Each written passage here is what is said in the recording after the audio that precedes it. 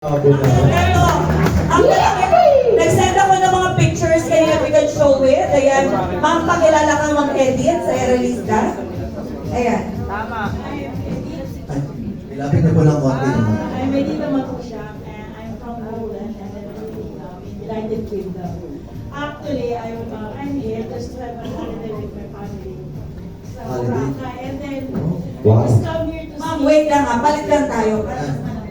Hello po. Yun, better. Nagpunta po ako dito. Hindi po, sige po, okay lang po. Nagpunta po ako dito para pumatay ng Eralista para makita ko po kayo.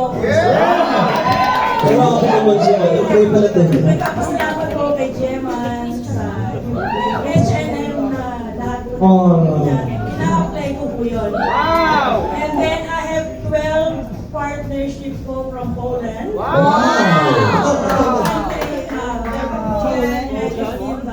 And then some of them sa ibang places. Pero kasi talaga po, part-time ko lang po talaga. Yes. Wow! Wow! Ma'am Edith, is it true na pinatranslate mo pa ang flyers ng JC Organic Barley to Polish? Yes. Grabe naman. Wow! Yung daughter ko kasi, now she's studying in filming production in United Kingdom. Wow. And thanks Lord that nakapasok siya ngayon, ang hirap po talagang pumasok sa Wow. filming industry. And then now, thanks God talaga na Amen. talagang pinag-aralan niya ko sir. And then sabi ko sa kanya, i-translate niya yung JC Barney natin. Wow. And then, Wow! na-translate niya. Galing. Yes. Kwento ko guys, yung anak ni ma'am is nag-OJT sa London sa Disney. Eh, tinutulungan siya dito sa product natin. Ma'am, ganito, para at least mas makilala ka nila. Ano po ang work nyo? And ilang years na po kayo sa UK or sa Poland? Actually, I'm a senior medical technician. Wow! Wow! Hindi mo talaga yung GM. Actually, I'm studying in Siena College. I'm a hotel restaurant management. Wow! And then when we moved to Poland po, ang trabaho ko ng restaurant manager. Wow! Nag-work po kami sa barko. Grabe naman. Wow! Kala yung husband ko talaga sa pagbabarko. Wow! Tapos, Galing. nag-settle po ako sa Poland and then 15 years and then I speak Polish actually, no. Super hirap talaga ng language nila. You cannot work in Poland talaga pag hindi ka marunong ng language nila. And then after that, we realized and then mahabang story. And then Nag-UK. Yeah, actually, GM, bago ako nag-UK, meron akong inalagaan na like a lawyer, you know, sa hotel. And then, he get me there, and then sabi niya sa akin, why don't visit the United Kingdom? Nag-try po ako for 1 week sa United Kingdom. Wow. I take all my 2 daughters and my husband, and then nagustuhan niya. Lumipat kami ng United Kingdom now for to try it, and then nakakuha kami ng job doon. Galing. I-stop ko yung hotel ko. Wow! Walang residential care home and then nakapromote ako as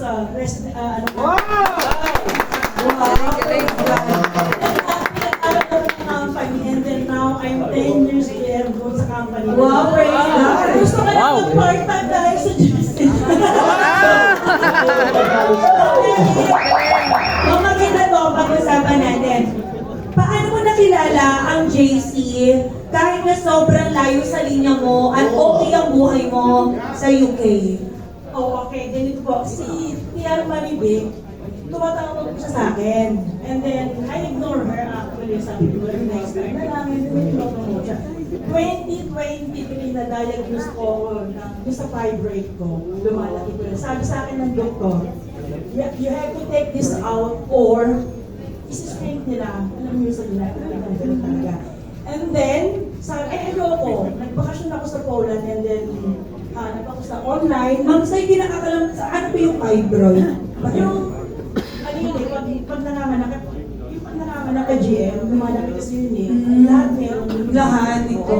Tatanggalin na nila. Either tanggalin yun. Meron pa akong GM, may paper na talaga ako na tatanggalin. Tatanggalin na. Eh sa sobrang takot ko, di naghanap ako nag-online. Si Tian Maribig sa Facebook lang talaga, hindi ko siya Ah, hindi kayo Wow! magkakilala.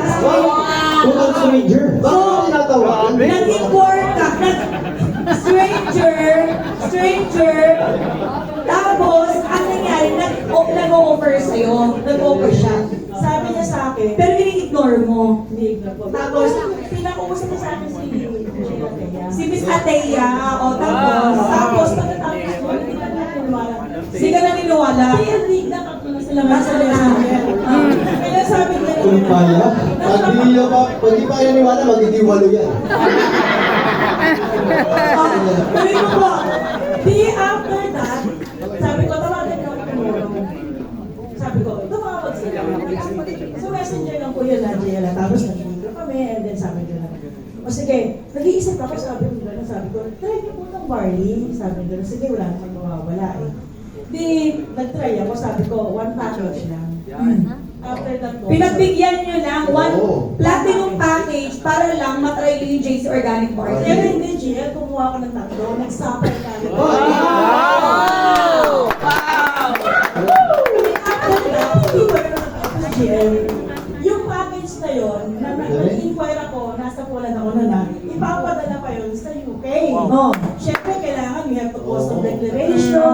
Maraming process. Maraming processing, Oh. di ba? Talagang hirap.